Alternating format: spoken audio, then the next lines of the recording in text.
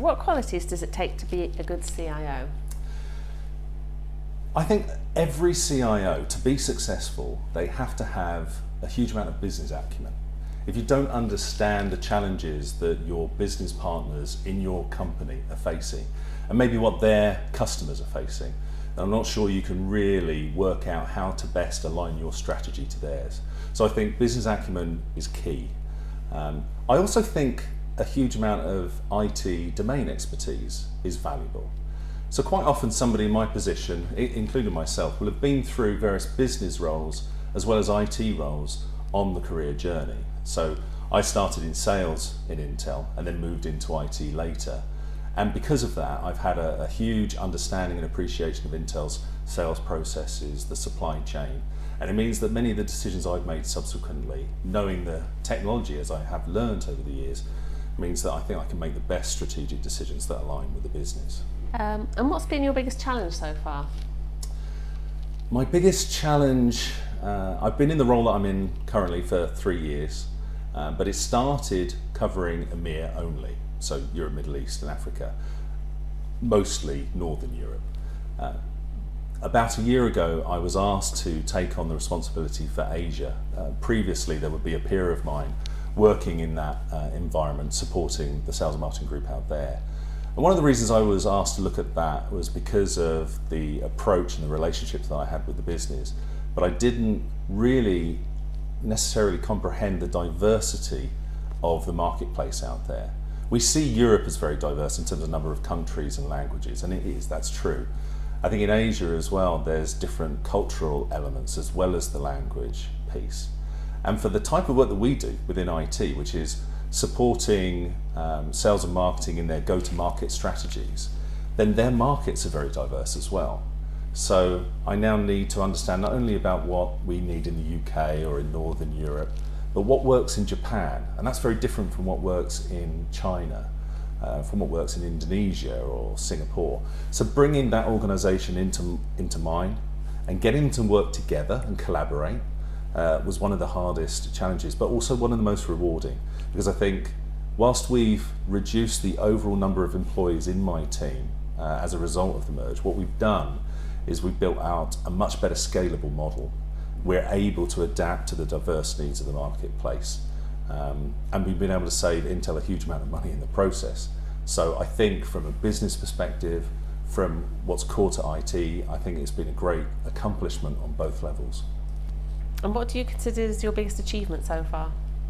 I think the example I just gave in terms of where we got to, I think there's a mixture involved in it. The part of it is that IT in any organisation is driven to demonstrate that they can operate within a certain cost envelope. For Intel, we might try and target roughly 2.8% of Intel's revenue is spent on IT. We're trying to drive that down currently to about 2.6%. So being able to make those cost savings that we did, which for the Asian team that I inherited, we reduced the overall cost of employment to the resources out there by half, by about $3.5 million per year. So with what Intel IT is trying to do to reduce that cost, I think it was a great contribution to that. But I think that in itself is not always going to be the most rewarding thing that somebody in my position might achieve. So probably aligning something like that with then increasing the investment we were making in the people in that organisation, where previously there wasn't skills specific investment to say, you know, if you're in IT or if you're in any job, there are specific skills you need to be able to do the job. What are those skills? How are we growing people to be able to be more successful at what they're doing? I think taking that organisation and then being able to put in place a curriculum, a career development model, and giving them opportunities, and seeing some of them being able to move into the business groups is probably, alongside what IT really asked me to do, is probably one of the most, if not the most rewarding things that I've done. What's the most useful piece of career advice you've ever received? The one that I often quote to my employees that I've heard said to me, many people in their careers are very career driven in terms of achievement and hierarchical growth. And they think too, how should we say, so too clinically about what does it take to get to that level. And somebody once told me that if you are having to ask that question of anybody, then you're not ready, you don't know, and that there's more development you have to do in what you're doing right now. And at the time, when you're that young professional who wants to make that career development, it doesn't make a lot of sense. But on reflection, I can absolutely see what they were talking about.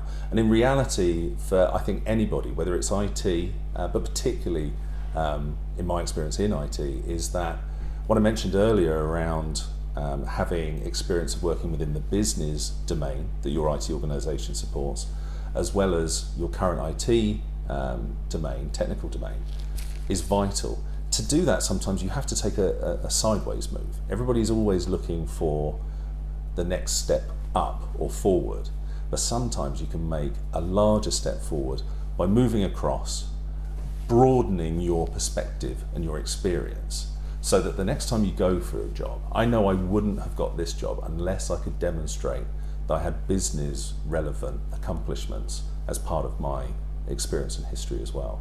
So, think less about just what I have to do to get to that level. Think more about how you can grow your experience so that at the point that you want to gain it, you have the best chance of doing it. You might have answered my next question. That was what careers advice would you pass on to others? Right. Yes, I mean, it's probably natural, isn't it, for it to reflect that way, that the piece of advice that I heard is the piece that I offer.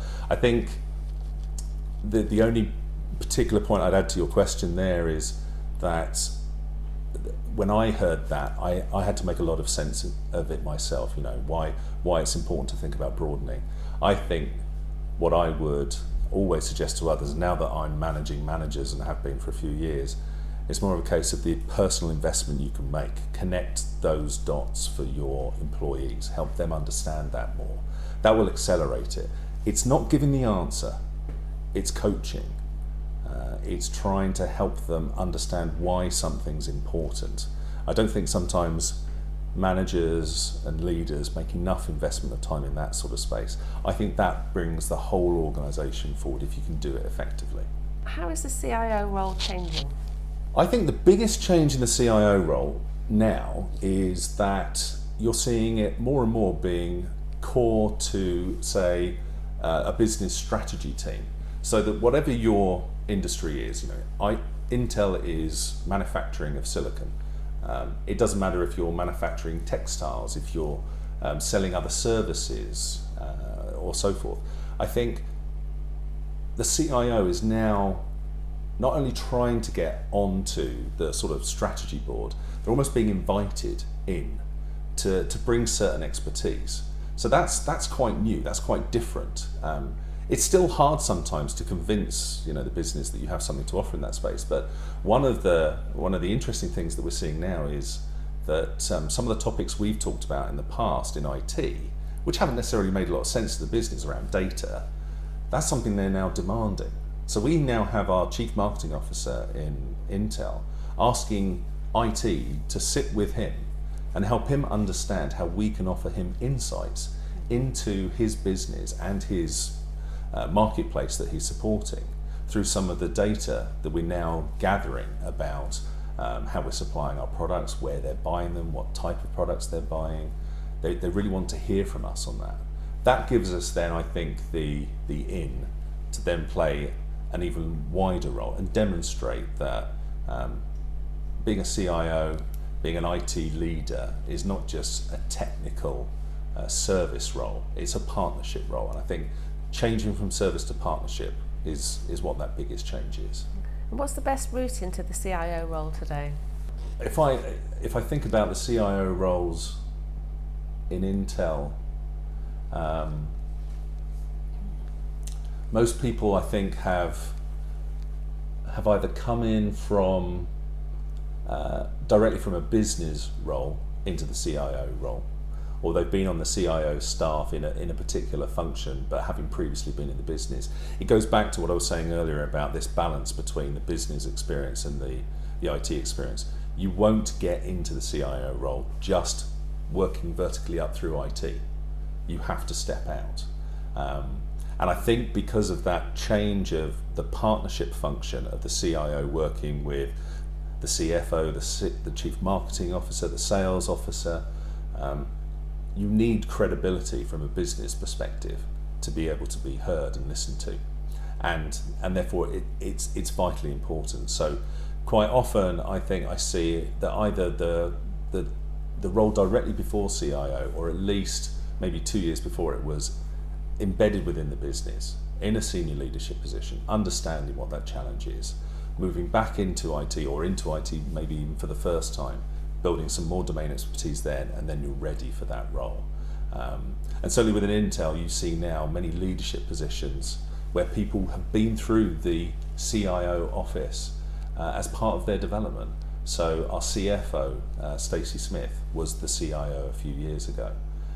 We're seeing a variety of roles like that, so it's now valued as a significant leadership position. Finally, is a technical background necessary? I think it's valuable. Necessary is interesting. To me, it's more about appreciation rather than depth of technical background. Do you have to have been a C++ programmer to get to a CIO position? No, I don't think you do. Do you need to understand the challenges that an IT organisation faces in being able to service its customers? And that can range from infrastructure challenges, data centre, it can be software development, it can be making use of third-party software. Do you have to have an appreciation of why it requires investment and how long some of those activities can take? Yes, I do. So, it's the technical background, I think, is more actually about how an IT organisation works and its challenges. You need to understand that. You don't need to have the deep technical background that many of us might have had, myself included. But sometimes you develop down a different path eventually. But no, not deep technical, but an appreciation of how IT needs to operate.